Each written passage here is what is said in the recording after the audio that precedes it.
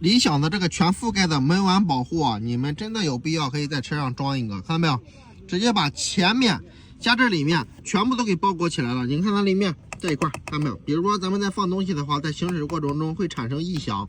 如果说呢，咱们装一个这个东西上去的话啊，既服帖又能把这一块完全给保护起来，而且安装方法非常简单啊，你这样往上面一装，看前面这里这些小细节。所以说呢，我建议咱们理想车主啊，你们把新车提回去以后啊，这个4个门的门碗保护，你们可以给它安排上。我给大家放到视频左下角了，L6、7、8、9的都有哦。